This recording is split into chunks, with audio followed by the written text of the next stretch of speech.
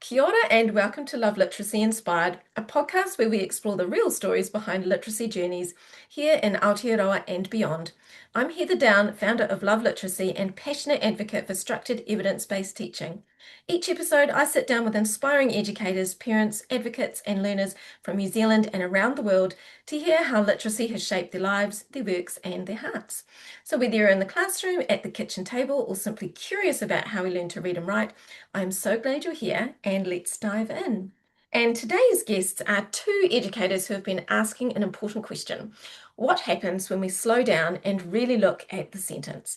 So, Meghan Hicks and Louise Hewitt are the co-authors of The Sentence Studio, a new book focused on syntax, sentence construction, and helping teachers understand how sentence-level instruction can strengthen both reading and writing. And their work sits at the intersection of the science of reading, language, and writing instruction. They're passionate about helping teachers make this often complex area practical, accessible, and above all, meaningful for students. And I'm really looking forward to diving into the why behind your work today and what you've been learning along the way and what also gives you hope for literacy education moving forward. So, Meghan and Louise, welcome to the podcast. Thank Thanks you. for having us. So, just to begin, would you like to share a little bit about yourselves and your literacy journeys so far? Sure. I think for me, it started as I've been a teacher for 26 years. This is my 26th year of teaching, and I always knew I was going to be a teacher. So I never had any doubt. I used to line up my teddies when I was a little girl and give them lessons. For me, Same. being a teacher really feels like, my life's purpose. I was meant to do this work. And I was working in classrooms for a long time. And I'm also a Montessori teacher. So I was working in Montessori schools as well for a period. And then at some point, I made a decision to move out of the classroom and into private practice, working with one-on-one with kids or in very small groups. And that really happened because I realized that there was a whole cohort of kids that were really not getting what they needed in classroom settings. And my heart really ached. That was the one part of classroom teaching that always felt really hard for me, was knowing that I wasn't meeting everybody's needs and having this feeling like I was leaving some people behind. Mm. And I didn't like that. So being able to work one-on-one with kids who have really pointy difficulties kind of meant that I was making a difference for kids who were like intelligent, clearly, and they had great ideas, but for some reason, the parts of reading and writing that they needed to bring together, they just weren't connecting. Mm. And I think I needed this experience of one-on-one teaching where I could really tailor every lesson to the needs of the child to be able to really understand how those two things come together. Good ideas, intelligence, background knowledge, all of that stuff, but then also to give kids skills that they could take away into their lives and put into practice. So that's what my teaching has become now. Is Oh, really not thinking just about theory. It's thinking about, is what I'm doing right now going to make a difference for the kid that I'm working with? So yeah. Wow, that is amazing. 26 years. Yeah, that's a long span of teaching. Yeah. Well, and Louise, can you tell me a little bit about your journey? Yeah, so just like Megan, I was lining up the dollies, so always knew that I wanted to be a teacher, and very much working with the early years. So I have been was a kindergarten teacher for over 30 years, and absolutely loved it. And still to this day, there's like an ache in my heart that I don't do that anymore.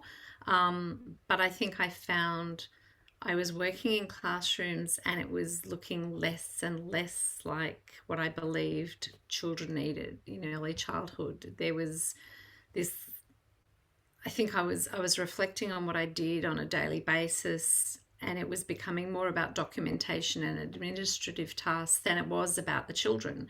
And I was reflecting that I didn't know children as well as I used to. I used to know, who their family was and who their dog was, and I realized I didn't really even know these children in front of me. I just had isolated pieces of data about what they knew, intuitively I knew the things that they knew and didn't know, but I was required to do all these performative assessment tasks and portfolio pieces to be accountable to administration.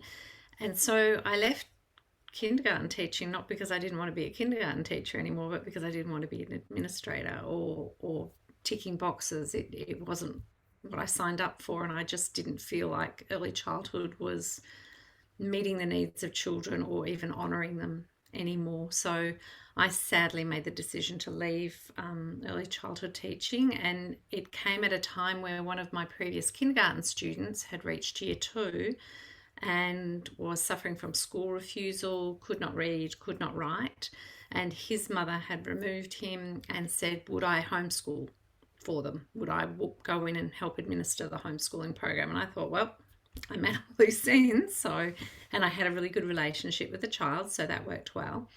And we started with phonics because I had never really taught children to read. We'd done, phonological awareness, but I'd never actually instructed a child on how to read, how to write, how to spell.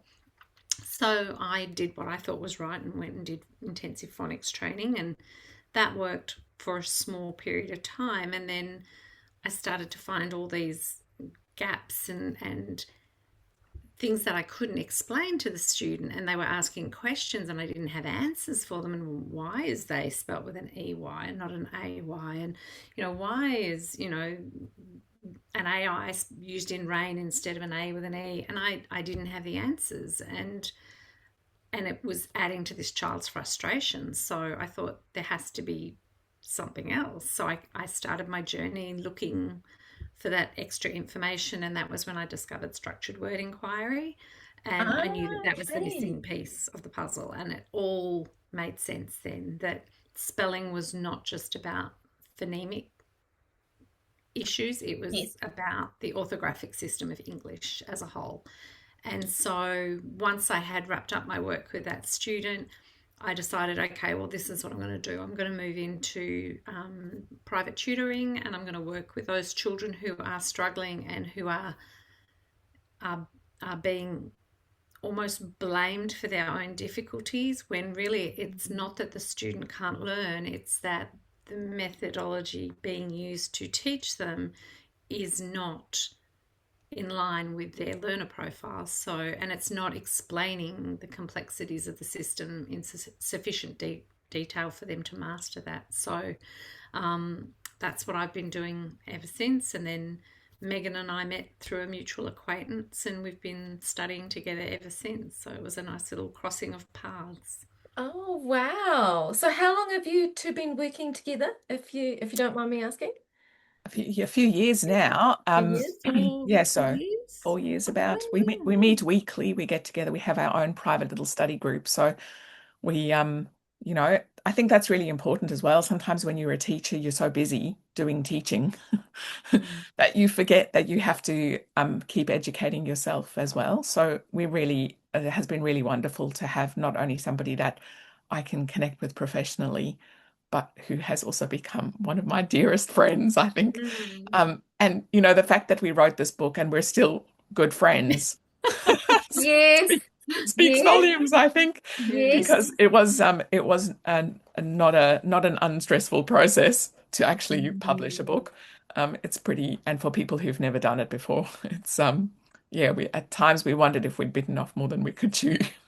I'm really interested to hear a little bit about this journey though. And I love the fact that you both started off in play-based learning, because Montessori is sort of more aligned with the play-based and the self-discovery, as opposed to play-based and self-discovery is Montessori, and then kindergarten is really sort of more that play-based as opposed to going into your letters and numbers. So I love the way that you've integrated all different types of learning, because I actually started off in early childhood as well. So started with play-based, but yes, realized that we needed more and more, and both getting into private practice because you worked with students who just needed that little bit of extra. And I loved what you said, the pointy end the pointy end of needing to learn. It's like where conventional methods aren't quite working, we need something different.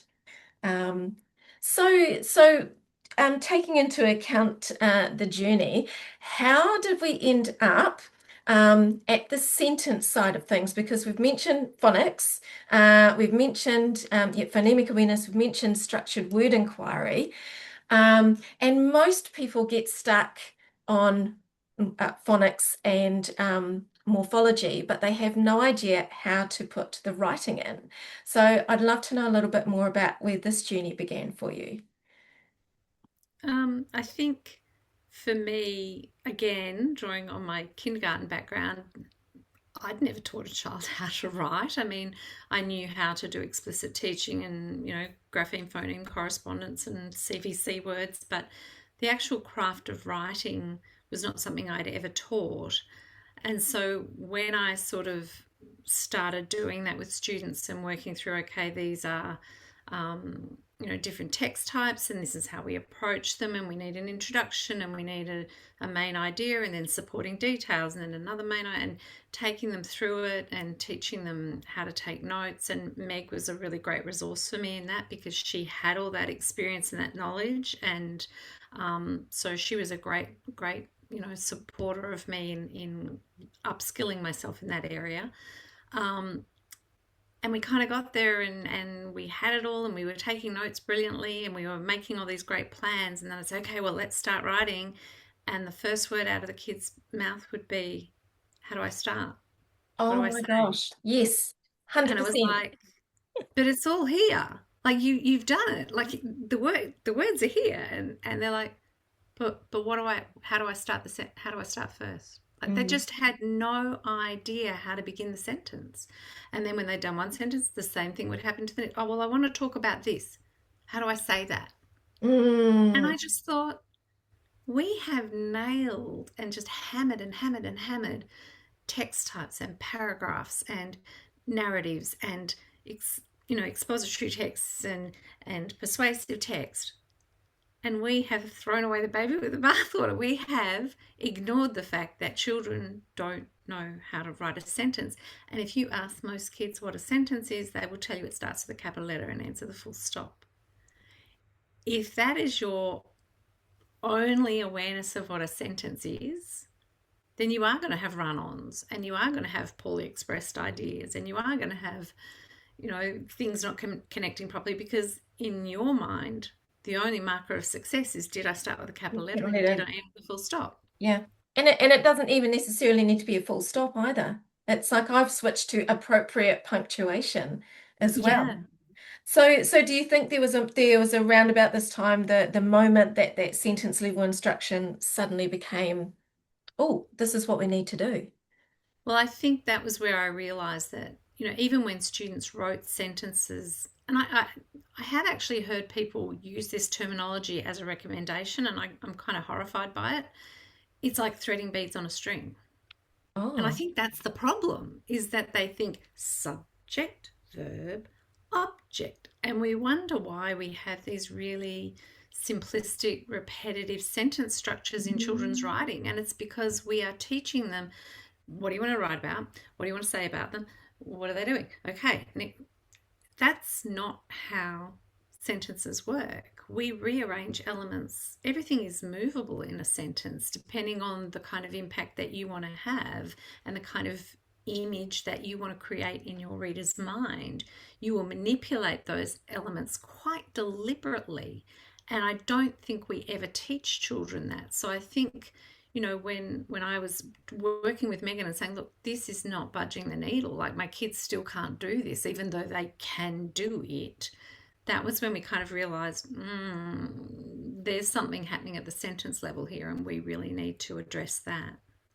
I think as mm, well, kids they kind of feel like they know they've got ideas in their head, okay, and they've got the language to express those ideas, but what they don't understand is how our written language is actually different from spoken language, yes, and yes. that there are pieces that a kind of like it's not the words themselves that they're kind of struggling with, it's how those words work together, how those words are part of subunits of sentences, and how those subunits represent meaning, and then how that meaning is all the units are related to each other and how meaning is represented. So this is why you get kids who can read every word in the sentence, but when you ask them what it was about, they still can't tell you. It's because they haven't connected those ideas together. So they've decoded the words, but they haven't understood the meaning that lies beneath those words. Okay, and yeah, it just actually reminds me of another conversation that I've had before about background knowledge, and I'll reiterate this because I used to think, well, my understanding of background knowledge and where I'd kind of got to in my literacy journey was, oh, I need to know more about a subject. But it's not just the subject.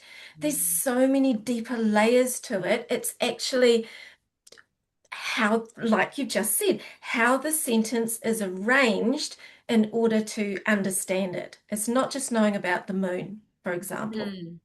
Yeah. So it's knowledge of the system, The and it's system, knowledge yes. of the world, and it's knowledge at the word level. And all of those things come together. And syntax is kind of the center, the pivot point for all of those things. So that's why working at the sentence level really makes such a difference, because when you can comprehend, and express your thoughts at the sentence level, then scaling down to the word level or scaling up to the text level is scaffolded for you because the sentence is where it's at. Yeah, that's where the meaning unfolds. Yeah, and I think, and I just want to draw on the point that what you said, that how we speak and how we write are two completely different models. Because one of the things that we do is we often speak in fragments. And you hear Mhm. this all the time, actually. When I go back and I look at the script for what we're talking about today, it will be full of fragments. And it just goes to show that how we speak and how we write are two completely different things. And we need to learn. That's why we need to explicitly learn how to write because it's much more formal. And I think that also takes on to the issue of register. I mean, how you're writing a narrative or how you're writing a letter or how you're writing a scientific description, all of those registers have different syntactical structures. You don't write all of them the same way. So, even to that degree, there's that other level of understanding. So it's really going from that, it's kind of incrementally increasing that load and that complexity of your understanding of the syntax. Absolutely. Now, before we dive too much into the next question, because my next question was around the syntax, can we do, if it's okay, can we just give a brief overview of what syntax is for teachers that are still on their learning journey in terms of writing? Meg? So I guess we didn't really understand the difference between syntax. Well, what we didn't really understand what syntax was when we first started diving into this work. So we both are people who can write pretty easily and express our ideas quite well, but there is a gap for most teachers. Most teachers, I'd say, fit into that category. Yeah, people who can express their thoughts in writing and don't really have trouble doing that. But there is a gap between being able to do it yourself and being able to teach other people how to do it. Absolutely. And I think that syntax instruction kind of is that's what fills that gap. So Mm, it is the way that words are used in units in a combinatorial way, put yep. together. Okay, it's the way that those units are put together so that meaning is communicated. Yes. And you've just made me think about little memes that you see sometimes on Facebook, where if you shift one word to different parts of the sentence, it can actually change the meaning entirely. And is that the syntax, the arrangement? Yes. Yeah. Yes. Got you, got you. And so we've just actually briefly talked then that syntax isn't something that many teachers are explicitly taught. So did you have a moment where, or yeah, talk us through the fact that we're not explicitly taught it and it is difficult to teach. How do we sort of work our way around that area there? So my experience, I think, with grammar and syntax knowledge was transformed when I became a Montessori teacher. Montessori has a very robust grammar curriculum. I did not realize And that. That's awesome. yeah, so I had already been exposed to this idea that words have functions and that those functions become clear when a word is within a sentence, and that you could represent that in a visual way. But then we both did a workshop with a lady called Mary Beth Stephen, who is an American educator who introduced us to a different way of looking at sentence structure. And it was through that, so that was like a starting point for both of us. It was a few years ago now that we both did that workshop. And then we drew upon that experience, and then we realized that there was actually, the stuff that we've written in our book has come about because it's things that we actually do. So we haven't put anything into the book that we don't actually do with our students. Um, and we've asked, educators all around the world in different settings to trial it as well, so that they can see whether, if they do it with their students, if it's producing the same kind of results. So I think it's understanding, for me, that you can represent the syntax of a sentence in a visual way, Mhm. graphically. Okay. And that is the difference. That is that is the thing that makes the change for kids, because otherwise it is just beads on a string. When you're looking at a linear Mm. sentence and you're reading the sentence from the first word to the last word, you're incrementally adding words to your understanding as you progress through the sentence. But you're not really, for kids who are struggling, they're not really able to see units within the sentence, and they're not able to see how those units relate to each other. When you represent it graphically using a bubble map, you're Mm. able to actually represent the units that lie beneath the sentence, and you're also able to represent the relationships between those units. So, Right. Yeah, and I had again so many things running through my head just then. Um, because of cognitive load, because of working memory as well. And when you say you layer it up like beads on a string, that's where all of those little learning nuances play into it as well. So yeah. Did it initially, when you first did your learning with Mary Beth Stephen, did it initially feel overwhelming? And was there any unlearning that you had to do? Oh, definitely, yeah. Because I think, and I mean, like, okay, there's not a lot of unlearning to do because I don't think any of us really know a lot about grammar. I mean, let's be Yeah. honest. I mean, Yes. I am probably was on a par with my students. Nouns are naming words, verbs are doing words, adjectives are Mm. describing words, and that was probably the limit of my understanding. So, I mean, for me, I think it was almost it was maybe more of a workload than it was for Meg because Meg had this great understanding of grammar through Montessori, whereas I decided, well, wow, I have no language to talk to these children about what's wrong with their writing. I'm a really good writer, I always have been, but I had no language to transfer my knowledge to kids. It was kind of like, it's the vibe. That Yeah, sentence that's the same doesn't as me. sound right. It would Yes. sound better this way, but how did I explain that to a student? So I actually went and upskilled myself on grammar and I learned about all the grammatical forms and pronouns and conjunctions and subordinating conjunctions and all these and relative clauses and I was just absolutely the master of all of them. And so I thought, I'm going to be really good now. And I started taking my kids on this big year-long grammar journey where we were circling all the adjectives and the nouns and find me the prepositional phrases. And then we got to the end of a year of doing that. And my kids still couldn't consistently tell me which one was which. And Right. then even when they could, it's getting back to that thing that Meg said about how the groups of words are functioning together and how they're impacting the other things in the sentence. So if we had a sentence like the monarch butterfly, which migrates to the forests in Mexico, has a life cycle of, I don't know, 20 days or whatever. And I said to my children, okay, in that sentence, the monarch butterfly which migrates to the forest, what is the word which? What is that telling us? What does that relate to? No idea.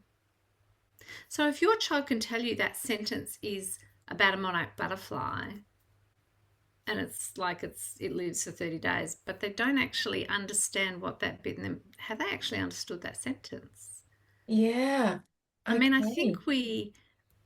we're almost near enough's good enough. Like we shouldn't be doing that Mm, because mm, authors write things with a really, you know, a fixed intention to mm, communicate something.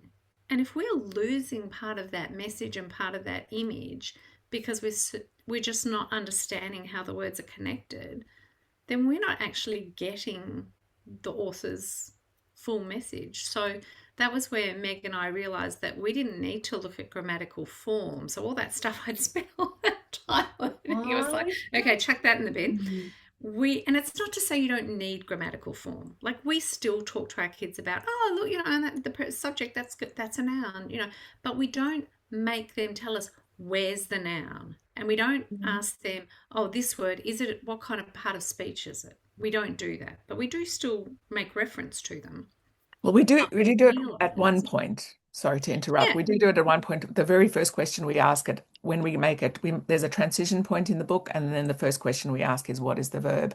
Because really the verb is the like the heartbeat of the sentence, yeah? Mm. So if you can find the verb, that's pretty helpful because it's helpful in lots of different ways. So that is the one time that we do yeah, rely on form, where we ask kids to find the verb, and we have a lot of build up that gets them to that point where they're able to yeah. identify verbs. But I I think think at that point, sorry, I was just going no, to you go, say you that go. was when we realized that this focus on form is not going to be the thing that makes this sticky for children. It's not going to make them understand the sentence any better. What we need to look at is how are the words functioning? What job are they doing in the sentence? Rather than what is their surface identification Representation. or features, we had to look beneath the surface and decide what functions were they performing within the sentence. And that was all the logic behind developing the sentence studio. It Yeah. surprised me as well how much, like initially when we started working on this, it was really because we wanted children to become better writers. Yes. But what surprised me is what is the impact that syntax instruction had on reading comprehension as well. Yeah. And I wasn't really expecting that. So for me, that was like this amazing, like cherry on top, was that not only were our kids getting better at writing good sentences, and then that was, of course, making paragraph writing and essay writing easier. I work with lots of high school age students, so for me, that's really important that kids get to that end where they can actually produce an essay under a time limit, Mm, mm, because that's what they're assessed on when they go mm. to school. But it surprised me that, overall, I was seeing improvement. I was seeing improvement throughout all of the areas of literacy. And the only measurable difference in my instruction was that I was teaching syntax explicitly. Um, and that was the only thing that I was really doing differently. And I was seeing this huge shift, not only for writing, but also for reading. And there is a popular well analogy with that, and I can't remember who said it. I know I've heard it through various other writing groups that a student who's good at reading doesn't necessarily become good at writing, but a student that becomes good at writing will always become better at reading. And now we know why. It's that focus on the grab it. Because my next question was, you talk about zooming in into the sentence level, but why do sentences matter so much? But I think we kind of answered a lot of that. Yeah, did you have anything to And add to just that? coming back to that point that you just made, I think that's where so often children who lack prosody in their reading and read like this, Yeah. teachers will say, oh, it's a decoding issue, and they're not, and they stumble over words, and oh, it's because they've got a decoding issue and they don't have good sight vocabulary. Mm. But quite often it's because the words are not arranged in a way that they're expecting, and therefore they're they're not, they're anticipating a different word, so they may substitute a word because what they're reading doesn't make sense.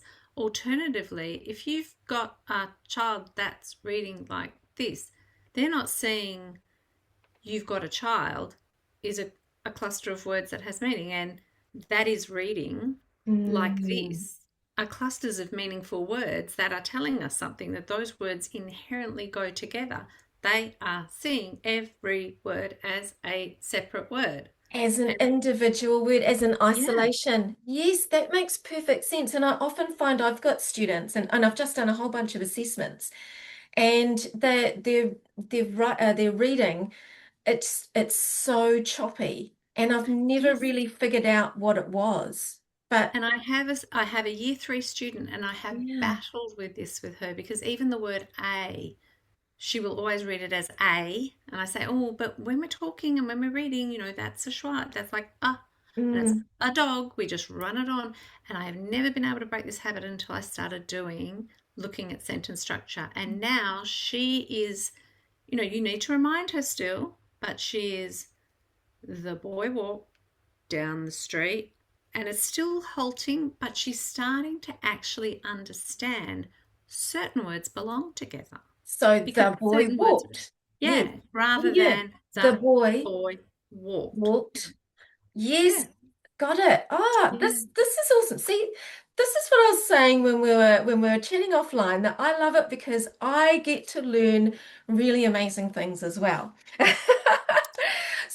So my next question was, I wanted to dive in a little bit about the fact that the work is integrated rather than just isolated. And I think we've talked a little bit about that as well, where this is a noun, this is a verb, which always seems quite isolated, but you guys have got a little system. And you mentioned it before, the bubble map, and I wondered if we could dive a bit deeper into that and how it looks. And then maybe we can talk about how it looks like in a real classroom or tutoring situation. Yeah, so So we maybe I'll have, just talk. Do you want me to talk a little bit about the integration aspect, and then maybe you can show one of the maps? yeah, Yeah. So I Perfect. think, we had a bit of a tug of war designing this program because we were very mindful that we had all this information that was really important that we wanted to provide educators with. And but we also knew that we didn't want to overwhelm people, and most of all, it had to be usable and functional in a classroom setting, to tutors, to home educators. Like, we really have had everybody in mind when we have been building this program. It's not just a classroom resource, but it can be used in whole class small groups. So um, we've designed it to be integrated in two really powerful ways. So firstly, when we're looking at the overall program, and people who aren't familiar with it may not know this, but if you check out pages on our website, you'll be able to see this. We aim to make it an integrated literacy program. So while the focus is absolutely on syntax and sentence structure, that is our guiding thing that we are explicitly teaching throughout the program, we know that teachers are really busy people, and also that home educators and tutors perhaps aren't as skilled as they would like to be. And so we tried to put a little bit of everything into the program so that, yeah, you could just use this program as your syntax program, but you could also use it as a complete literacy program because it's very integrated in that way. So in every activity that you do, there is reading that we start with. There is a sentence to be punctuated, so children are practicing punctuation of sentences. There is a vocabulary word to look at. Now, that is looking at the meaning of the word, using it in a sentence, explaining different interpretations of its meaning. It might be a word that exhibits polysemy, which is, like we've just done the word fine with my students, and we've looked at, well, you can have fine weather, you could have that guy is so fine, you can have I'm wearing a very fine coat, there was a Yes. fine hair, I got a fine for driving too fast. So we can explore things like that with the vocabulary. And then we get into our structured word inquiry. So we're looking at morphology. We're saying, what is the structure of this word? Does it have a base? Does it have a suffix or Mm. a prefix? Is it a bound base? Is it a free base? And then within the base, you can look at the grapheme phoneme correspondences. So Are there digraphs? Are there trigraphs? Are there single letter phonemes? What phonemes are the graphemes representing? Then, if your children are way beyond that, you don't do that bit. You can skip any bits that you don't want to do. Like, this is the flexibility of the program. If you have a great morphology program, then maybe you'll just talk about what the word means and move on. If you really need help with that, you will investigate that word in more detail. And then we have our syntax task, which is our bubble mapping task. And then we always end every unit with a writing task as well. So we have tried to integrate as many literacy skills in there as possible to make it a coherent whole language program. Oh, yeah. So that's a really good use of educators' time. And so we've really aimed to meet the needs of our most skilled user as well as our least skilled user. So there's scaffolding all the way to help with that. I think by focusing on grammatical function and not on grammatical form, it means we don't need those kind of pointless time-filling worksheet tasks, which are very isolated in their skill development and don't have a lot of transferability into other areas. The brilliant part about this program, which we just love, is that the Sentence Studio allows what we are teaching can be integrated into any area of the curriculum beyond the literacy instruction, which you can't really do when you're looking at nouns and verbs and adjectives. So Absolutely. the Sentence Studio is not the end goal. Like, Mm, this is not work through the program and you've done it. Good on mm, you. It's, okay, look at what you're learning in the program. Now, where can you use it somewhere else? So as you're discovering those structures, as you're discovering, the subject and predicate, or you're learning about expanders or direct objects or whatever it is you're working on, you can then apply that to any curriculum area. You can go into your science curriculum and start talking about, oh, well, the monarch butterflies migrate. What's their subject? The monarch butterflies. What do we know about them? They migrate. Where do they migrate? They migrate to the forests of North Mexico. Okay, so we can use the same structure to explain math concepts. We can mm. use it in any way. Like the limit, your imagination is the limit of what you can use this program for. And I think Yeah. Meg's got a really good slide to kind of illustrate that Oh, in awesome. just using the structures that we cover in the first volume of the Sentence Studio. You can talk about Pythagorean math theorem. Oh, wow. Okay. That's I think awesome. as well, it's important that we communicate that the reason why we have a book, and then we also have a set of digital instructional units that we give to people who buy the book. Mm, So the book is essentially for the teacher or the educator, and then the instructional units are like scaffolded student exercises that you can work through. The idea is that you don't have to know anything prior to working through those units. So even if you're starting from point zero, mm, you are still going to be able to work through the program because every student unit has got like a teaching page, a Let's Learn page, which has all of the important information that you need. And then you're able to work on that with, sorry, I have a naughty cat who's decided she wants to be part of the podcast today. Um, so yeah, you have this routine, this instructional routine that yeah, we've built into the program, and that routine goes the whole way through. mm, Every single mm, unit of activity that you do follows the same routine. And the reason for that is because when you build up those really strong routines, they become the self-talk that students need to be mhm, able to do this stuff on their own.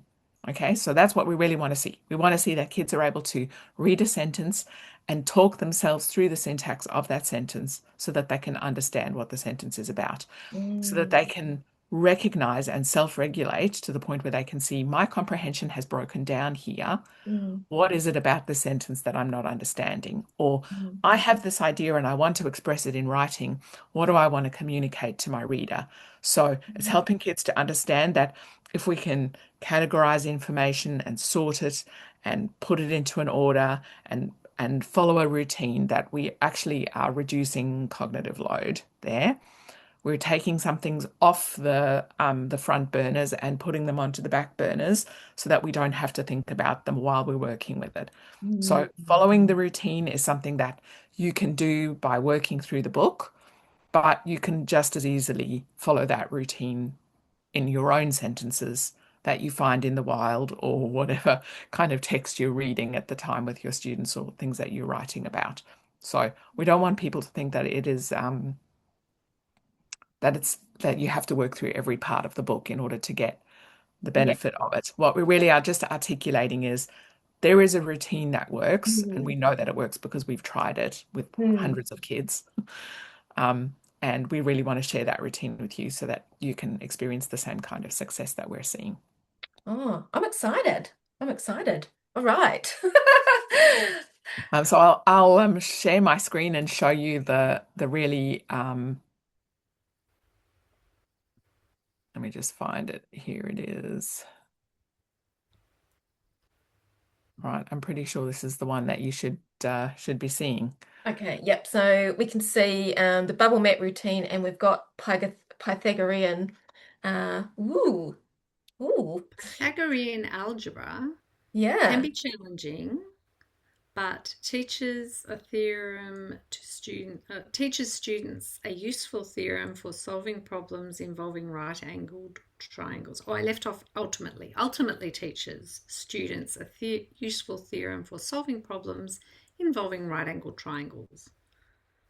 Now that's a really, really complicated idea, That is, quite a yes. complicated sentence, but these are all the elements that are used in the first level of the sentence studio. Okay. So it's, So yeah, by the time you get to the end of the first volume, you'll be able to pass a sentence in this way, and you'll be able to help kids to understand how the pieces fit together. But we're not throwing this is throwing everybody in at the deep end by showing you this. So really, what we want to be able to show you is that we can build those things up. Louise had a really interesting sentence that she said, "Oh well, I like we can just show people that it works with a sentence like uh, running is fun." Yep. Okay. well, I think the sentence running is fun is really interesting because, coming back to that, we don't get a lot of grammar and we know nouns, verbs, and adjectives. For me, presented with that sentence, I would have said running is a verb because it looks like one. And I kind of would have known it probably wasn't, but I don't think I could have told you what it was. So I would have just said, yeah, it's Oh, a verb. And of yes. course, if it is a verb, it's part of the predicate. So if we put running in that red circle, in that red predicate circle, then our next question would be, who's running or what's running? And Yes. we have no subject. Yes. So that establishes immediately for the student running can't possibly be a verb in this sentence because Exactly. there is nobody doing it. And if you have a verb, you have to have someone performing that verb. Yep. So we then have to realize, well, running must be doing something else. So what are we talking about in this sentence? We're talking about running. So running must be our subject. And if Yes. it's in our subject circle, that tells us instantly that running must be functioning as a noun because it's a subject of a sentence, and the subject of the sentence is always going to be a noun or a pronoun. So, by asking the right questions, we can easily identify the function and by association, the form of the words in our sentences. And if we know that running, we know running is something. So obviously is our predicate verb. But Mm. how many teachers ever get told that is and am and are and was are verbs? Yeah, not many because No. and here's the thing, like I knew I put it together in my head before we were talking, but only because I've done a little bit more reading. And in my reading, I was reading that verbs aren't always the doing word. Like we No. think, and that's it. Like we immediately think of running as the action, Yes. and we're doing something. And so I'd just go, yeah, running. But yes, and as soon as you were saying Yeah. So I'm if just you have a having lots of sentence, like little cogs clicking in my brain going, of course. Now I yeah, understand. and if you have a Right. sentence like it is hot, Yeah. most kids will just tell you there's no verb in that sentence. Yeah. It's like, But well, there has to be because there every has to be sentence because has to every have a subject subject has and a a subject predicate. and a verb. Yes. Yeah. And So it's and in that life, it sentence has to makes be. sense too, because the Yeah. other thing is that every sentence has to make sense. Running Yeah. is fun. It is Yeah. hot. They're statements. They make sense. Exactly. So we need to broaden students' understanding of what the predicate verb can be. It's not just an active verb, it can also be a linking verb, which links Mm. to more information about the subject. So in this sentence, running is fun, we have more information about the subject. What do we know about it? We know the subject is fun. It's describing running. So running would be our subject complement. Yeah. So, I mean, if people are sitting there thinking, oh my gosh, I don't know what subject complements are, and I don't know about is being verb, like, you don't have to worry about that Mm. because in this program we take you through all this step by step, so you don't need to be overwhelmed by the vocabulary because the instructional process has been set up in this brilliant way where just as we did there, we have a series of questions that you work through with your student in order to create this map. So you might have, thinking about our monarch butterfly question, the monarch butterflies migrate to southern Mexico. So the first question is going to be, what's the verb? And so we find migrate, and they would put that in the circle. The next question is going to be, who or what migrates? So you instantly Yeah. know whether you got the answer right because the Yeah. next question contains the answer to the previous question and it's written in bold letters. Yeah. Yeah. Yeah. So then who or what is going to be your subject. So Yep. you think, oh, who or what's migrating? The butterflies, okay, or the monarch butterflies. So the next question will be monarch butterflies migrate where? And you'll Yep. have the next question and the answer will be. So even if you have no idea what any of this is, the questions are set out and they tell you what it corresponds to. This is the subject Mm. complement. This is the direct object. This is going to be this. And what you have to put in that bubble is always going to be confirmed for you in the next question. So even if you know Mm. nothing, you really can't get it wrong because there is a self-correcting mechanism built in to the question format that we use to analyze the bubble map and to complete the bubble map. I have one more example, which I think would be pretty cool to think about. So we'll walk you through the questions that you ask so that you can see what how that unfolds. So the first question is obviously, what is the verb? And so we've picked the verb photosynthesize. Mm. Great word. That's a great word. So the next question that we ask is what Is. photosynthesizes? Okay, so we're going to say plants photosynthesize. Of course. So this is your kernel, yeah? This is your kernel sentence, Mm. the subject and the predicate pair at its base, at its most simple in its most simple form. Hmm. And I Um, should just also point out here, Megan isn't analysing the sentence the way I was, where I already had the sentence. She's constructing the sentence for a Yes. writing task. yeah. So now I'm going to say, okay, plants photosynthesize what? And in the routine, in our instructional routine, you'll find out that this is called the direct object of the sentence, this new bubble that we're adding.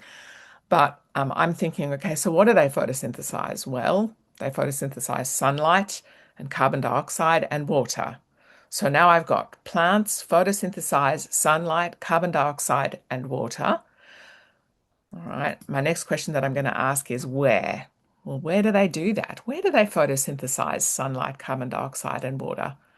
I think they do that within the chloroplasts of their cells. So if I know anything about photosynthesis, then, I'm going to be able to answer these Mm. questions because I'm going to have that background knowledge that we were talking about.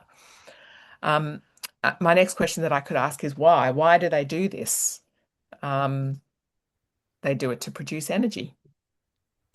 And so I could leave my sentence here, but when we're trying to really show kids how to expand a sentence and build it out to be a full articulation of their thoughts and knowledge, then we might even ask a question like, which kind of plants? Oh, yeah. Right? And so it's only certain plants that do this process of photosynthesis. They're the plants that have chlorophyll. So if you have plants that don't have chlorophyll, then they don't photosynthesize. That's well, it's one of the ingredients that they need in order to be able to photosynthesize.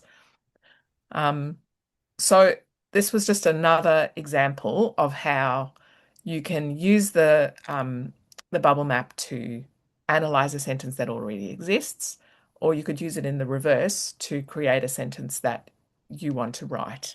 And it's pretty flexible in being able to do that. And I think this brilliantly illustrates. Can you just pop that back up, Meg? Sorry. Sorry. I think this brilliantly illustrates the difference between what we are doing and what traditional grammar programs do, because we are not saying, okay, well, within that's a part, a preposition, and the is an article, and chloroplast is a noun, and of this, like we're not going down saying what is every word, because when you do that, what happens to the meaning? It Mm. evaporates. You don't, So, you don't. so Whereas here from, we're saying, well, sorry. this group of words is telling you where they photosynthesize within the chloroplast of the cells. And, you know, to produce energy, yes, there is a verb and a noun there, and you could break that up. But we are saying we're treating this as this little unit because it's telling you about the photosynthesis. So we are more focused on what is the group of words doing and how is it contributing to meaning than what are these words. And then from here, would you get students to put the coherent sentence together? Mm-hmm. Always. Yeah. Always. Yes, Always writing. Yeah. always writing. And then what would your routine be after this? So you talk them through the sentence, they have a go at writing it and then reading it back, or how would that work within the classroom? There is Well, so much you can do with this, isn't there, Meg? It's yeah. like you can, a lot of, and one of the tasks that's in the sentence studio, like if we've been working on sentences with this structure, say we've been focused on direct objects and we've got some expanders. At the end of that unit, it will be okay, here's this structure, design your own sentences. Now, for some students, they might not be able to just think off the top of their head. So you might Mm. say, okay, well, let's write a structure. We're going to write our sentence about, frogs, or we're going to write, so what could be your subject? What could be your predicate? We can also, with those children that need even more scaffolding, say, okay, let's look at what Meghan just did, and maybe with those children it might be a slightly easier subject. Let's change our verb. What could we change photosynthesize for? Let's change it for grow. Okay, what could we change plants for? Let's change it for frogs. Okay, Mm. frogs grow. What do we know about frogs? Frogs grow legs. Mm-hmm. Okay, when do they grow legs? Oh, after, and I don't know enough about frogs to tell you which life Yes, stage, but yes. after the newt Tadpole. stage or Yes, whatever it yes, is. yes, yes. So Yeah. you can just substitute things one by one to Mm. create a new sentence with those children that need scaffolding. Similarly, the thing we really feel is an advantage of this is that it enables you to zoom in or to zoom out. Mm. So if What you've a got a child difference. who's totally struggling, you might start with plants that have chlorophyll, subject, photosynthesize sunlight Mm. and water and what was the other Carbon, thing? carbon dioxide. Carbon Carbon dioxide. dioxide Yes. to produce this, and just have a subject and predicate, because they are still telling you they know what the subject of the sentence is, and they're telling you what we know about the subject. And that is at its heart the most crucial thing that we need children to understand, because quite often when you have a sentence like plants create, they might tell you, oh, the subject of the sentence is sunlight, because that's what Mm. happens to capture their attention. Mm. So many students, when you ask them what is the subject of the sentence, just pick something that is salient to them, and they don't actually understand, no, the subject is the thing that we are either finding more information about or that is doing something in the It is sentence. doing something. Or they So might we just really go for need them that to know last that. thing they heard rather Yeah, than actually exactly. thinking about what's sitting in front of me. And Mm. there is that shift that kind of happens at a certain point, where kids stop um, learning to read and start reading to learn. Yes. And then there's a shift in the way that the information is presented to kids as well. So it becomes really complex. The sentences are complex sentences. They're written with complex syntax. And if Mm, students don't know how to pull that syntax apart and how to get down to at the heart of every sentence, there is a main noun and a main verb. mm, Okay? A subject noun and a predicate verb. And if you can't find those two things in the sentence, then I would argue you're going to struggle to understand what that sentence means. I would also So, argue that you're not actually reading. mm, Are you mm, actually reading if you can't identify what the main idea and the main mm. noun and verb of the sentence Well, are? I think it's I had this written down actually. It's decoding versus comprehension, isn't it? Yeah. Really, at the end of the Mm. day, you can sit, and I have talked about this before, where you can sit there and you can just decode your way through a word. But if you don't understand how the word is put together, what the word parts are, what it means within the sentence, that's where the comprehension drops off. So Exactly. It's that false equivalency, isn't it? That if you can true. decode, you have comprehended, and it's like, Hmm. not Yeah. necessarily. No, not necessarily. Not necessarily. and I Um, think about skills. Sorry, these ideas just keep popping into my head. I'm that's sorry if I okay. just but like because I'm working with high school students, a lot of the things that they have to know how to do, one of the thing or two of the things they have to know how to do, is they have to be able to start with a simple idea and expand it, Yes. and they have to start with a complex idea and simplify it. So that would be like summarizing. Okay. Yes. Yes. Yes. And how many kids do you know that would be able to just pull a complex text, read it, and summarize it?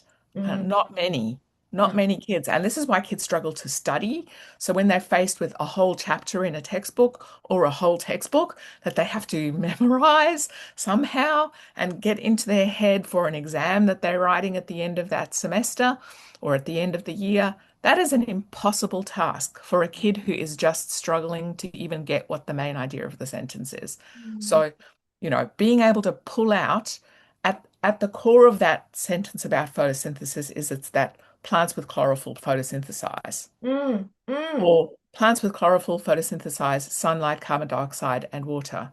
Okay, so those are the most important things. Do they have to know that it happens within the chloroplast? Okay, maybe that is an important thing for that particular question, but children need to be able to extract core information. Mm. Okay. And they can't do a task like summarization unless they're able to do that. Oh, So you're making me think, oh, how am I going to pop this into my practice? My next question was, and it did, and this one I've just popped a couple of notes down here because we did talk a little bit about this offline, was about the fables as mentor text. So I had that written down, but then I also had a little think as we were looking at that. That was a complex subject, photosynthesis, and off the top of my head, oh, I know what photosynthesis means. It's how plants get food. Oh, honestly, that's where my understanding sits with it. Non-scientific background here. But so fables is mental text, but also would that particular sentence that you've constructed come with a text? How would that work? yeah, we So, do. We have texts in our book. So as Right. part of every unit is every the units are kind of grouped together, Mm-hmm. and we have fables that kind of overarch Mm, for a set of units. So kids are able to read the fable, and that's part of the kind of preamble that we explain in the teacher's guide is how to approach the reading of the source text with your students, how to scaffold that. We have two versions of the fables as well. So we have a version that's just written as a normal text, and then mhm. we have another version which we call phrase cued, where we have actually divided the text up into those meaningful chunks, which is really helpful so for kids much who fun. struggle with reading, Yes. that they're able to do that. So yeah, they're definitely having a text to start from is a Hmm. really helpful place. So that's our model, is that we start from a source text, we and then we extract sentences either from that text or about that text, and we analyze them, look at them, and then get you to write about them as well. So The Type reason of why text. Louise might like to speak to why we chose fables. Yeah. Yeah, the type of text was not so much. I mean, I'm quite. One of my big soapboxes is our literary heritage. I don't like that children are losing, fairy tales and nursery rhymes and fables from their literary genre and their linguistic heritage. That kind of hurts my heart a little bit. So I was quite Mm. keen to, I like the idea of putting fables in because I think, they don't really have the visibility that they once had. But really, the type of text that we used was not as important to us as the type of sentence structures within the text.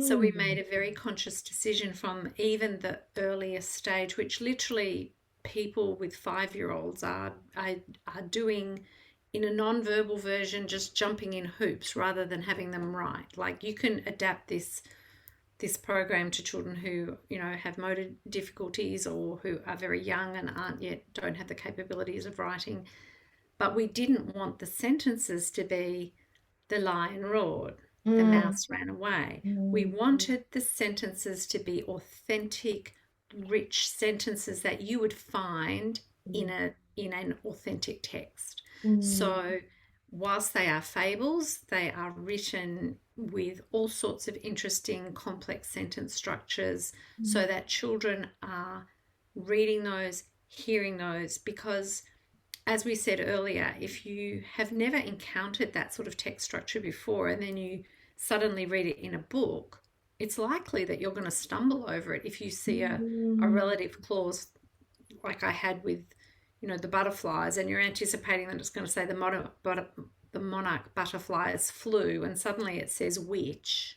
Mm. Chances are you're going to see the Yes. monarch butterflies waited, or you're just going to Yeah. throw in a word that makes sense to you. So if you Yeah. haven't seen those structures or heard them and had them read to Mm. you, you are not going to comprehend them when you read them independently. And Mm. if you've never read them, how could we ever expect you to put them into your writing?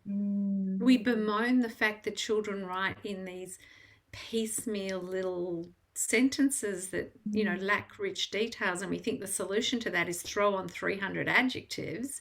That'll make it an interesting sentence, and it doesn't. We need to look at really rich, authentic text structures and Mm. look at how is that structured, but what are those words doing? What did the author mean by that? Why do you think he put those words there? Why are there commas there? We need to name and notice all of those things and draw children's attention to them so that then when we look at that, we can say, let's try and do that ourselves. How could we write a sentence with that?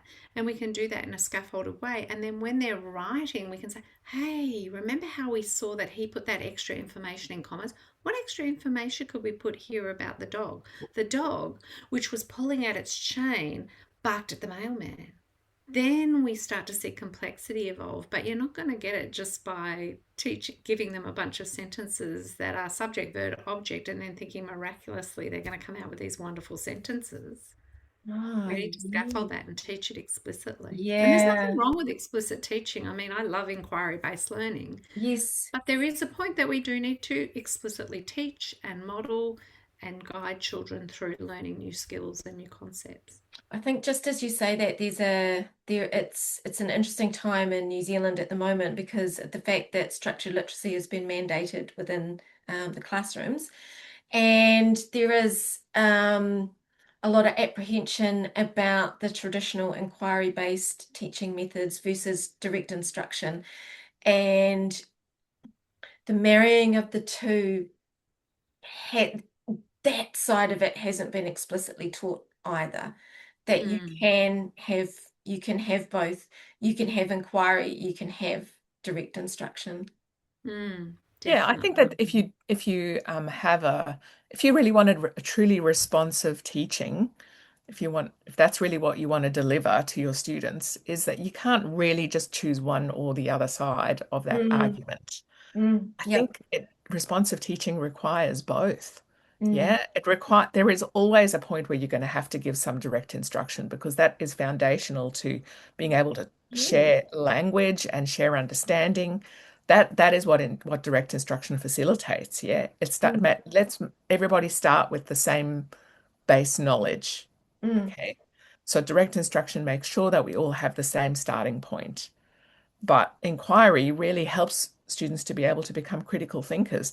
And in a world where AI is starting to do everything for us, how much more important is being able to be a critical thinker now? I think mm, if we're not deliberately, if we don't have that expectation that our students are going to be thinking critically about the sentences that they read and the sentences that they write, then we've already lost. We've already lost the battle because, so much is being dumbed down. I think even teachers are being dumbed down. This was a point that we debated long and hard over when we were thinking about how we were going to bring this to fruition because, mm, you know, I'm deeply opposed to scripted curricula mm. because I just think that it removes the teaching from the equation. Anybody can read a script, but Yes. only a teacher can teach. Okay. Mm, So if we're just dumbing that down to the point where all you're doing is reading a script, then that is not what we're about. We're mm, really about making sure that teachers incrementally for a period of time build up their knowledge alongside their students, but that at some point they are free to implement that with the right level of rigor, with a flexible timeline, with mm, adaptive techniques. mm. There is an art to teaching that can't be replaced, okay, by any kind of scripted curriculum. And we really want people to see that we're giving you the skeleton, but you do have to Mm. fill in the flesh here. Yes. Um, this is something that, teachers have to, and it's a leap of faith as well. I think when you've had poor instruction in grammar and syntax yourself, we were all the product of an education system that perhaps didn't give us that understanding.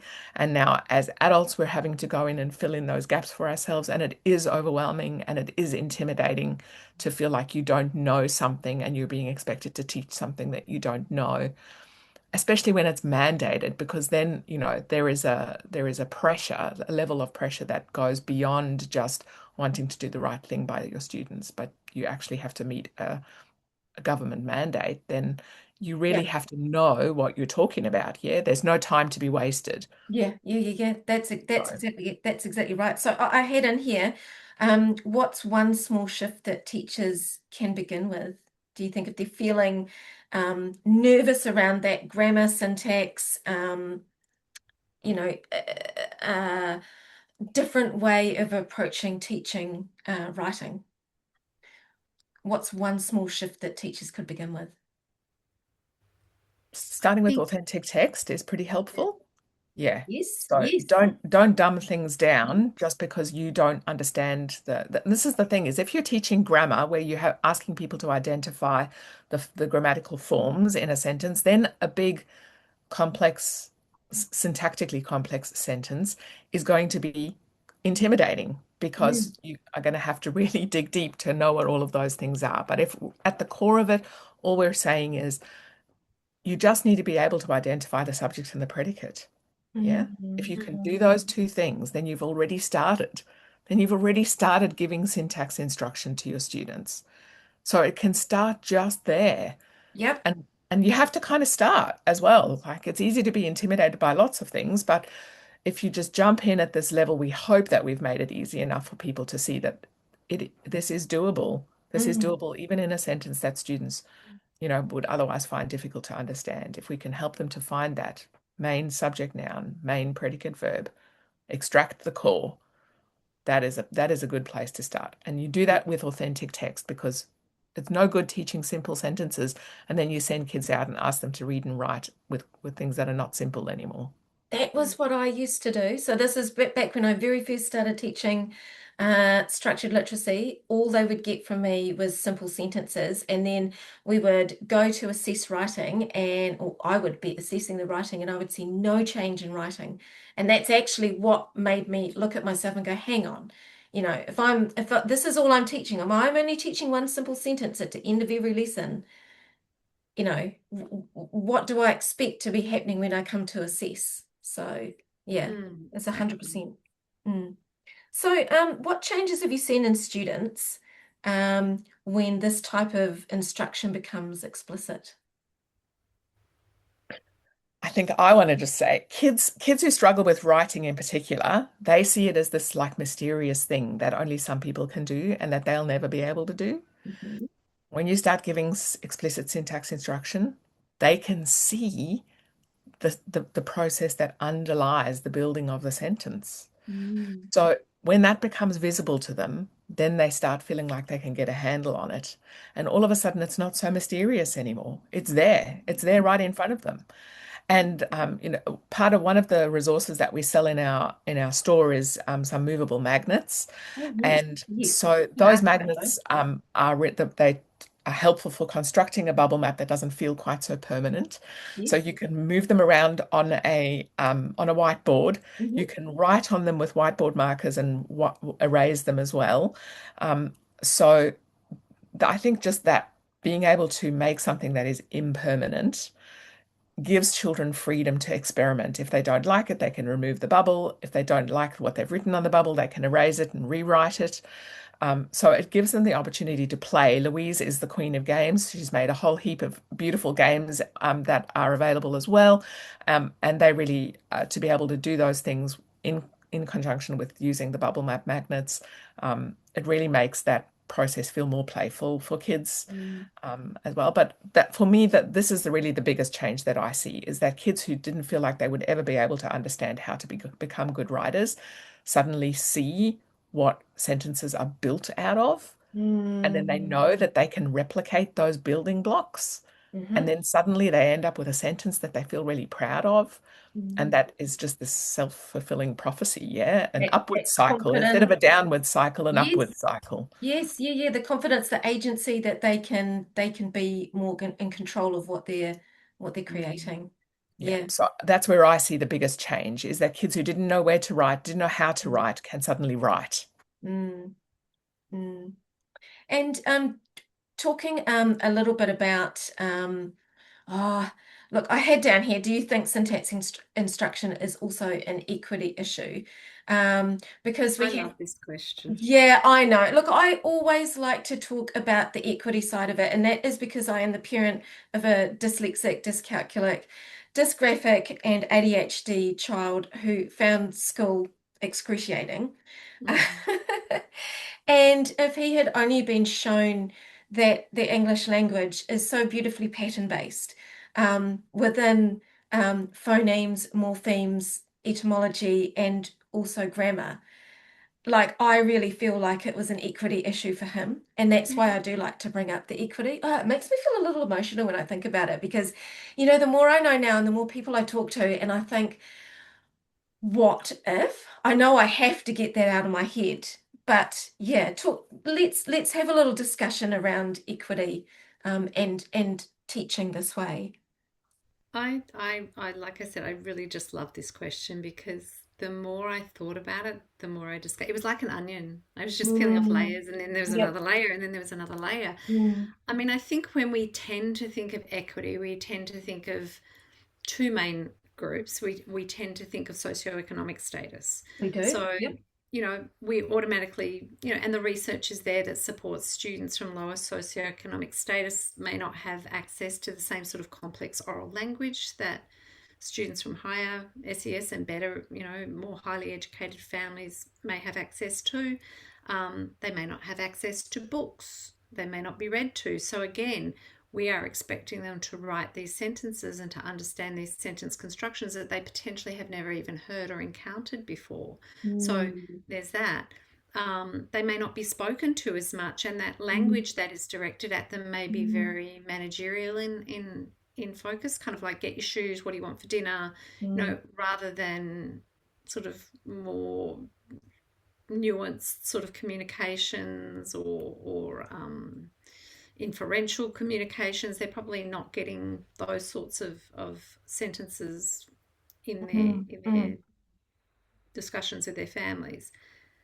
But then we have the cultural backgrounds. Of course, Yes. Obviously, children, if English is your second or potentially third language, you may also come from a culture where your syntactic arrangement is totally different to English. I mean, Yes. how many languages do we have where it's not subject, verb, object? Yeah, It's, it's verb subject. verbs. Yeah. Yeah. Yep. So, I mean, that is totally different. They're having to learn that. Mm. They, are coming obviously from an area where they're not getting a lot of modeling at home of what they're trying to learn. Storybooks may not be valued in the same way, so they may not be having access to those. So, I mean, when we think equity, they're usually the two things we go to.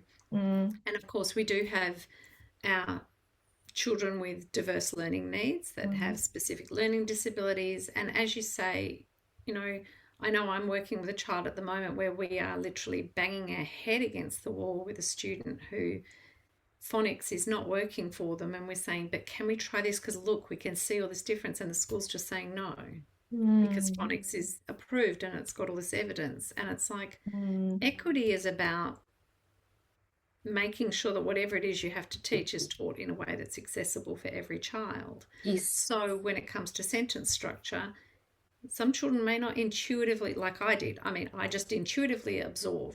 absorbed how to write well, how I would read Dickens and Thomas Hardy, and all of those Mm. sentences made sense. And I kind of looked down my nose at people that were like, well, we don't want to read Dickens anymore because that's old fashioned stuff. But now I realize they don't want to read it anymore, not because it's old fashioned, It's because the hard. sentence structure is so opaque. They Yes. can't understand what's happening. Yeah. So we need to teach those things. Mm. But I really started to realize that equity in literacy instruction is just so much more complex, and a lot of it is reflecting our changing society. I was just So going to say it's the digital society, it is, society, and we yep, talk about AI, but we also talk about what is happening in the household from 0 to 5. exactly, Mm. yep. Mm. So I think we're losing our literary heritage, which I touched on before. So I think, children aren't hearing rhythmic rhyming sentences, and nursery rhymes and fairy tales are really interesting because they often have those, and poetry, they often have those weird little constructions to fit into a meter or a rhythm that presents words in an order that you're not anticipating. Now, if Mm. children Mm. don't ever encounter that, Mm. then they're not going to be able to comprehend that. So, Mm. kids are only going to know how to use and to comprehend what they have seen. And I think another aside to that is that there's that prevalence of kind of what I refer to as trash literature, which, Mhm. you go to Kmart and, the books are really cheap, and they're books about farting, and they're books about, poop, and that's fun. But look at the sentences in those books. Yeah, I Look at know. there's no rich language structures. Mm. There's no great descriptive language. There's no inferential need to infer anything. It's all just slapped down on the page for you. And like, I'm Mm. not saying don't ever let your kids read those books, but if your kid is reading a steady diet of, Captain Underpants and all of those other books that, are those high motivation readers, we want kids reading. If that motivates them, great, but don't Mm. let that be their only literature diet, because Mm. if it is, they're not seeing these syntax structures, and they are at a disadvantage when it comes to reading and writing more complex texts. So that's an equity issue. Mm-hmm. Um, and I think what you said, like, most advantaged children are actually now disadvantaged. They are disadvantaged. Yep. We look at that study in 1995, that 30 million word gap, by the Mm-hmm. age 4, those with well-educated families, kids had more words than those from, receiving public assistance, I think it was the Mm. measure. But these days, my most affluent students all have iPads, Yes. and some of them even have phones, and they're like Yes. really, really young. Yes. And so they are reading less. They are Mm. being spoken to less. Mm-hmm. They are speaking less. Mm. Children, I mean, I see kids at supermarkets who are 2 years old. And Mm. when my kid was 2, I was like, what are we going to have for dinner? Shall we have this or this? And do you think Daddy would like, now Exactly. kids are just looking at And look at iPads. the phone. Yes, I And know. the And research yeah. shows that when Yeah. you give language to children and Mm, infants through a digital device, mm, very few areas of their brain light mm. up. There is no activation. They activate in the presence of a human Yeah, face. because they haven't got the back and forth. Yeah, and there's Oh, not that yeah, turn taking. there's not the turn taking. I blogged about it after watching I watched a show on Netflix and over the summer holidays, and I only got through season one in the end, but the language in it just blew my mind. Like I couldn't believe what I was listening to, thinking, when was this made? It was made in 2005, 2000, so it's 20 years old, but there were words like asinine. I didn't even know what asinine meant. I had to go and look it up. I thought it had something to do with acid, and then I found out it was something to do with, oh my gosh, now I've forgotten it because I've not used it again. I think it's something to do And with that's where being, we have to get kids to use words, yeah, not just teach them to spell them or look at exactly. them. Acid, They have and to that's use it. them. And I was like, I have never ever heard that word before, and here it is in a show that would have been earmarked for teenagers. And I'm Mhm. thinking, where have we gone? Like, what's happened? But Yeah. it's not just kids. I know that I've Mm, done some training of teachers at our local university. Now, the teachers we are getting through are the product of whole language. That was mm, their instruction. yeah. And so I say to them, how many syllables in this word? Mm, They can't tell you. If mm, I say to them, how many phonemes in the word stop? A lot of them will tell you three because they think st is one mm. phoneme when Yeah. it's Well, actually two. I used to be like that too. I had no Yeah. idea. So Yeah. if they're coming through that, how are they expected to teach that when they don't actually have Mm, any awareness of those basic concepts? And mm, then I think there's the equity of the school system that, schools are basically in this system where there's this mandate to teach, paragraphs and writing structures and writing genres, but without any emphasis on those foundational skills of how to craft a sentence.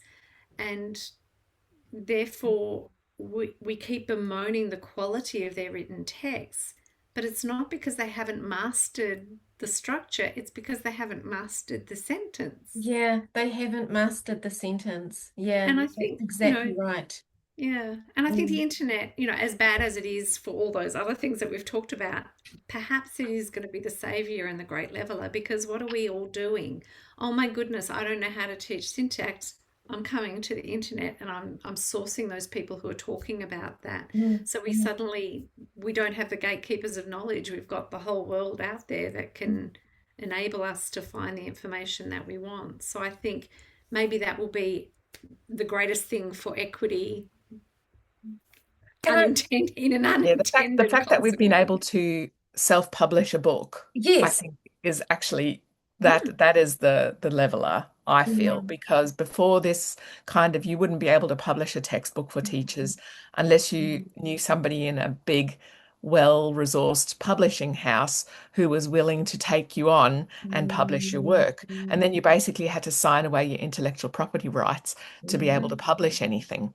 Okay, so for us, this process has been very illuminating because we've realized that this is a teacher or two teachers talking to teachers, yeah?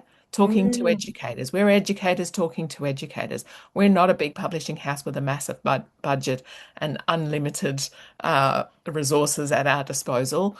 We mm. squeezed this in on top of the work that we're already doing. Yeah, because we knew that it was important. And we knew that it was important that people get this information at the time, at this time, right now, Mm, when mm, teachers are being asked to do the impossible. They're being asked to teach skills that they don't have. They're being asked to layer in extra information into their lessons that has not been it's not even been fully articulated. Yeah, mm, you're just told you've got to teach structured literacy and you don't really know what that looks like mm. or how to do it.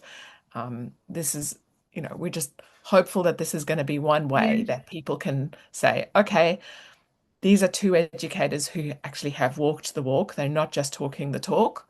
Yes. Yes. I do really want to ask this next question because I know that we'll probably get to this point in in the conversation, and people will be thinking this, writing can feel so deeply personal for students. How do we teach sentence structure explicitly while still protecting creativity and voice?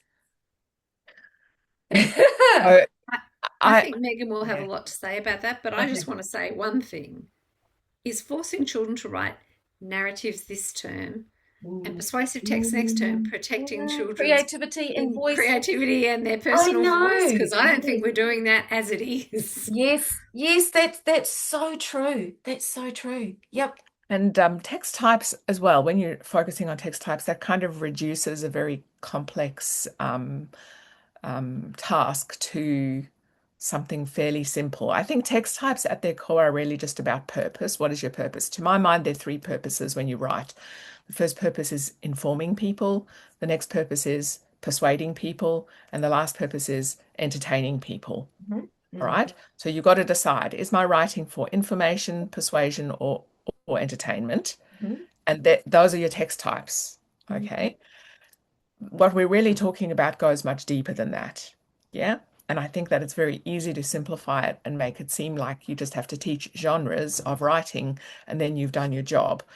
That's not really what it's about. The first step when I do any writing with kids is identifying what their purpose is. Mm. But I think that we have kind of conflated this idea of narrative writing equals creativity.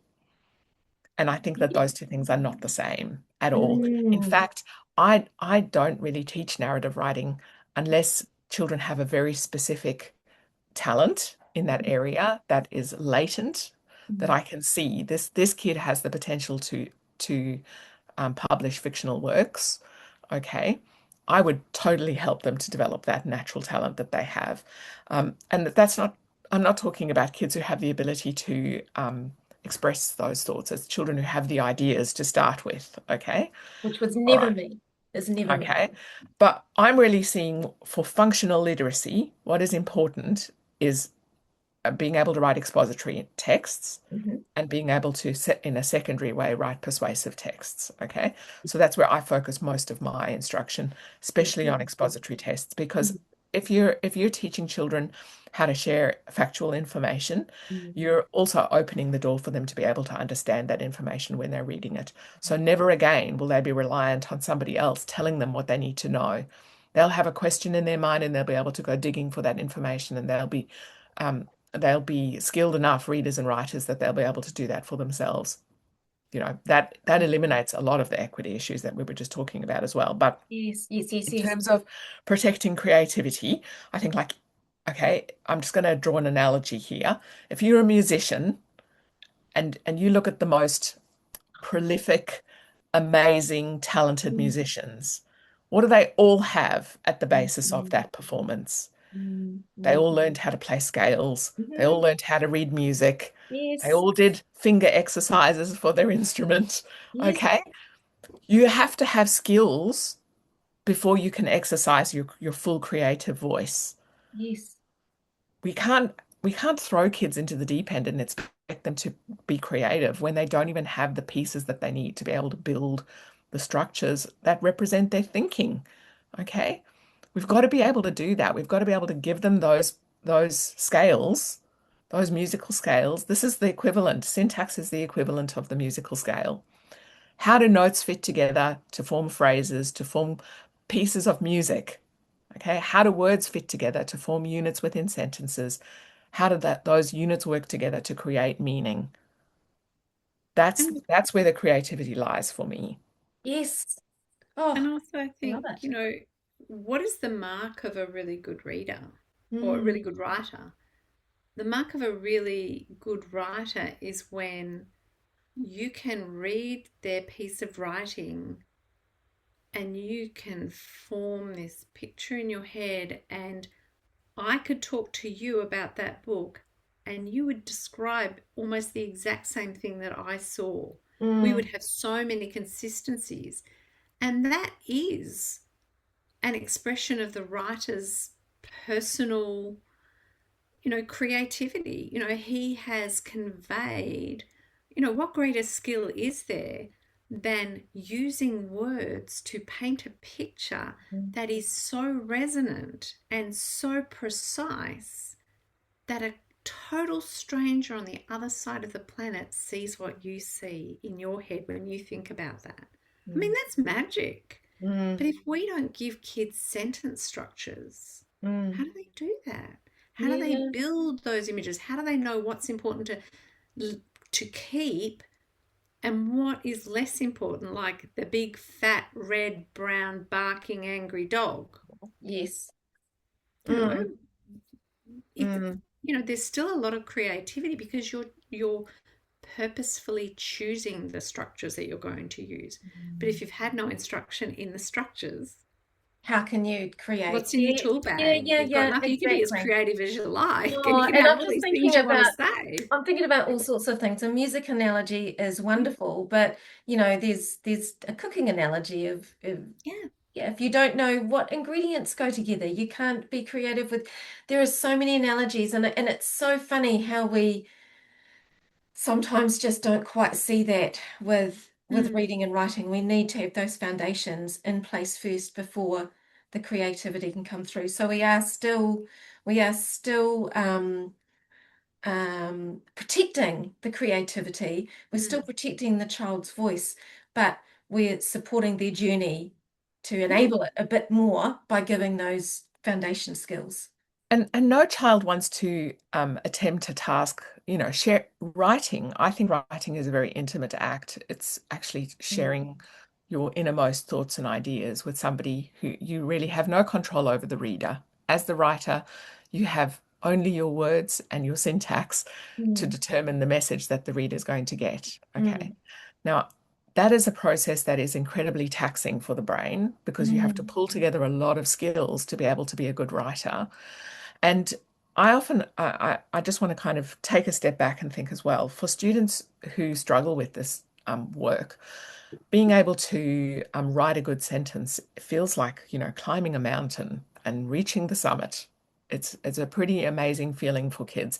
And as a teacher in a relationship with a student, if you're able to give them very targeted, specific information that is not subjective, I'm talking about objective critique mhm, about how to improve their writing, that is really valuable for students. And if mm, you're teaching syntax explicitly, that gives you the language to give that kind of feedback. So you can say to students, I don't really understand what the subject is about. Can you tell me more about the subject? mm, Can you please add describers that explain how this subject looks, how the subject feels, who it belongs to? Okay. I don't really understand what you mean about how this predicate unfolded. Can you please tell me some information about where it happened or when it happened or how or why it happened? If you can give them these pieces of information in your feedback, then children know what you're looking for. So you can really give them targeted, explicit, um, and helpful information about what a good sentence looks like and how to improve a sentence that they've written. I also just want to say that when I do writing with kids, I edit every sentence straight after we've written it. I mm, don't ever let kids write a whole paragraph and then go back and edit that paragraph. For mm. me, this is why the sentence level is important. That was one of the first questions we talked about today. Yes. Why is the sentence level so important? It's because if I'm writing a sentence and then I go straight in and I look at that sentence, I evaluate it, I rewrite it if needed. Um, that is the most fruitful outcome for students because they're going to get a sentence that is solid, that needs no Mm, extra work. And mm, then they can build upon that with another sentence. And you know what? You've got 5 sentences, you're going mm. to have a paragraph. If they're Paragraph, five yes. well-written sentences and they're connected together with a silver thread of connection and they have a starting point and have an ending point, you're going to get to the place where you can say, look at this amazing piece of writing that I've done. And I see this process again and again with the students that I'm working with. We dig down at the word level, we dig down into the sentence level, we talk about text structure as well. But Mm, all of that has to come together. And the part where the magic really happens, I think of the sentence is like the engine room of writing. mm. Yes. That is where all of the action Yes. happens, okay? All of those moving parts are pulled together into a way that we can really we can really communicate powerfully. And communication is this fundamental need that human beings all share. Yep. All right. To be isolated is torture for humans. Mm. So we really are seeking that connection. We're seeking a connection across borders, across geography, across time, across history. You can pick up the works of somebody who lived 1,000 years ago, and you can understand what they were living and what they were experiencing and what they were thinking. That is an amazing gift. So we should be making sure that every child has the capacity to do that so that they can write down thoughts that actually mean something, so that people 1,000 years from now can read what they've written. Yeah. Oh, that's so inspiring. Oh my gosh. I could just sit there listening and listening and listening. But I thought we probably better get on to the next little part. Oh, I've loved this. I've absolutely loved it. And yeah, I could keep talking and talking, but I'm mindful of our time today. I'm thinking, gosh. But anyway, I've got the note for the next guest. So the before we finish, I'd this is something that I've been doing this year, where I continue a wee note and a wee little nugget from my previous guest, and then I offer the opportunity for you to share something that means something to you, a favorite saying, a quote, or simply something that's giving you hope right now. So, my previous guest was a friend of mine, Katrina Walker, and she was a mum. She's a mum who was navigating her son's dyslexia journey. And when I asked her what note she would like to leave for the next guest, she said, be patient because learning never ends. And she went on to talk about how for a long time she felt there was a timeline attached to learning. Um, and that children had to achieve certain things by a certain age, but over time she realized that learning doesn't work that way. Um, and she described learning as a bit like an investment graph. So sometimes progress is really, really obvious, sometimes it plateaus, sometimes it even appears to go backwards for a while, but ultimately you're looking at the beginning point to end point, and our learning never ends. Um, and so we just, in a reminder that we need to leave room for different pathways and different timelines. So that was her note to Very share with. wise. Very, She very is a very wise woman. Yeah, been through an awful lot. Her son is what you would call that 2% of dyslexic, who is profoundly difficult to learn to read and write, but the smartest, most humble and intelligent human being that I came to know. But yeah, I would love for you both to share a moment, a note for the next guest. Um, please. I think what we settled on was, and I think this is coming through in all our work in, our word work, our sentence work, our grammar work. You have to start somewhere. Yes. Oh my gosh. I mean, Wonderful. we just hear all the time people saying, "Oh, I want to do structural word inquiry. I want to look at morphology, but I just don't know where to start, and I don't know enough. And what if I don't know the answers? I want to do grammar and I want to build in syntax, but I don't know enough. Where you have to start somewhere. You have to And start I something. think, be prepared to make mistakes. Be honest with your kids. Model curiosity and wonder and I don't know. Wonder why that is. Be comfortable with not knowing. It's fine. Mm. What are you going to do? Break them? It's like, Yeah, and surrounding yourself with people who are able to mentor you as well. I think yeah. that idea of scholarship, that is really something that I will say the structured word inquiry community has really modeled for me, is lifelong learning and not being afraid of not knowing all of the answers. You can't wait until you know everything, because you know what? There is never a point where you know everything. I have learned more about grammar and syntax in the last year and a half of working on this book with Louise than I ever thought it was possible to know. And every time I do a grammar workshop with somebody, one of my teachers, people that I've chosen to mentor me, I still uncover things that I don't know. I still uncover misconceptions that I had. We haven't written this book as a place of being the experts.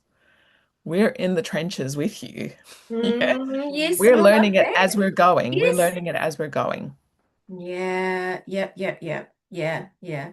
I did have something written down about that, but oh, I can't remember what I've where I've put it. But you've walked the walk. Yes, you've been in the trenches. You've done the journey all the way through, and yeah, and we're still growing. But 100% you have to start somewhere, because if we don't start, we're not Mm. going to go. It's the motivation doesn't come from, oh, it's one of those sayings, isn't it? The motivation doesn't come from wanting to do something. It actually comes from doing it. I never want to go for a run, but as soon as my feet hit the pavement, I'm running. So you have Mm. to start somewhere. That's a good analogy. Yeah. Yeah, yeah, that's exactly right. So my next little question is, where is the best place for people to find you? So Facebook, Instagram, website, where do you have yourselves on the web, in social? We we have a website, Yep. scienceofthesentence.com. And we encourage people to start there because that's probably the most reliable place to find us. We also have a YouTube channel where we publish little video questions. So when our readers contact us with questions about implementing this sentence studio, Mhm. we interview each other once a month or so, and we answer those questions so that people are able to. So I think we've got 4 questions answered up at the moment. We hope to have more every month. Every month we also try to publish a blog post sharing some important information, what we think is something worth looking at the time. And I think the pièce de résistance is our bubble map challenges. So every week we release a new bubble map challenge that people can download for free from our website and use with their students. And if you subscribe to the website, then you also are given a little password that you can use to access the answer keys as well. So we're hopeful that people can see that the Sentence Studio instructional routine and bubble mapping goes far beyond just the book Mm, and can extend into all parts of your curriculum. awesome. And do you have a copy of the book? I forgot to ask. Yes, Yes. Yep. Louise has got there. Ta-da! Yes. Oh, wow. There we go. Okay. We have Yeah, that looks amazing.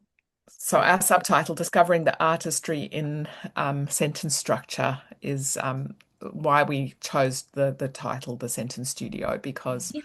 we really we really do feel that there is an art to Yes. writing and Oh, reading. agree. Yeah. And we want people to experience the joy of creating in that way as well. And I think we have covered a lot, and I'm so deeply grateful for the time that you've spent talking. I mean, honestly, it's been such an inspiring conversation, and I've come away with a lot, and I'm sure that the listeners will as well. And they will be ready to say, right, I'm going to start my journey with teaching grammar and teaching writing. But do you think there's anything that you'd like to add to the conversation that I may not have asked today? Um, I think for me, syntax is not something that you do on top of Mhm. language. Syntax is the thing that brings it all together. Mm, So it's like creating the architecture that all of the other parts of literacy can sit within. So it's not something that we can ignore. mm, We have to do it. mm. Yeah. and I think, there is a lot of discussion at the moment where people are recognizing actually grammatical structure is the thing that's missing, and that's so crucial to writing and to comprehension and to vocabulary development and to all of these things. But when you look out there, there's nothing to read and there's nobody telling you how to do it. So um, you know a lot of people base their the resources that they develop on, wow, I read this really great thing, we had to literally just stumble through it as we went and think, well, okay, we see this is really important. How are we going to do it? Mm, And so, I'm sure that the approach that we've used here will continue to develop. But I think one important thing is that as we've written this, we are already thinking 2 volumes in advance, thinking, okay, well, this is really great for this level. Is mm, it still going to work when we get onto this kind of structure or this kind of structure or this kind of sentence? And so we are already thinking that through and trying to build something that is not just going to be functional at this beginning level, it's mm. going to be functional all the way through with your students. So, and for you as a learner as well. Yeah, because also what we're seeing at the moment is, yes, we've got structured literacy coming in at those foundational years, but we have a whole lot of learners at the top end of the year levels that are just in such a um, dire need for Mm. more explicit instruction. And And this is where the Sentence Studio mm, is a really useful program because I mean, okay, it's written around the fables of the lion and the mouse, but those sentences I could use with a second grader or a first grader, mm, but I could use them with a high schooler and they wouldn't think like this was baby language because the mm, sentences are really rich, rigorous sentences that we've used. mm, So they don't feel like they're being talked down to or less than, they don't feel like they're being given this work that's beneath them. And I think that's really important. We need mm, to respect the diversity in our learners and treat them with the respect that they deserve and not think that we have to dumb everything down simply because they are missing foundational skills. They're mm. still intelligent thinking children. That's one of my things actually. Whenever I create my texts are underpinning it is speak to my students as if they are intelligent, Mm, because even though their decoding skills may not reflect their intelligence, that underlying intelligence is there and they can make those connections. Yeah. Yeah, absolutely. absolutely. Yeah. Oh, gosh, even then when you were saying the mouse and the lion, I was thinking so many analogies that you could put in there with those older learners, which would just be amazing and get them thinking about real life situations and just, Yeah, Yeah, and I there is a think whole section, Louise and I put a whole section into the book where we talk about how you can build upon the mm, fable as a text structure and how you can dig deeper into that as well. So mm, there's a lot there to unpack, but we encourage people to mm, one actually thing that I will actually say that I forgot to mention is that in July and September of this year, we're actually running an educator training, which might be helpful for people to know about ahead of time, because if they order the book soonish, they'll get it in time to be able to participate in that training as well if they're interested. So if people think, okay, I want to know how to actually put this into practice, mm. we're actually going to be helping people to do that. So Okay, so yeah, we'll have a bunch of show notes in there. And we'll make sure that we put all the information in there about ordering, educated training, and yeah, we can pop that in. All okay. right. Well, look, thank you so very much for your time today and your amazing knowledge and the inspiring conversation that we've had. I've absolutely really enjoyed it, and I know that people will get some really valuable um, information about writing and I don't know, inspiration to get on their journey. Yeah, with the help and support from the two of you. So thank you so much for your time today. It's been Thank you. amazing. It's been an Thanks for absolute having pleasure. us. Thank you. All right, so now Mihi for joining me today on Love Literacy Inspired. If this conversation sparked a thought, a question, or a sense of connection, please consider sharing it with someone who might need it too. You can listen, follow, and join the conversation on Spotify and on YouTube, or find more at my website, loveliteracymountmaunganui.com. So until next time, keep sharing stories, keep asking questions, and keep loving literacy. Thank you so much, guys. Thank Bye. you. Bye.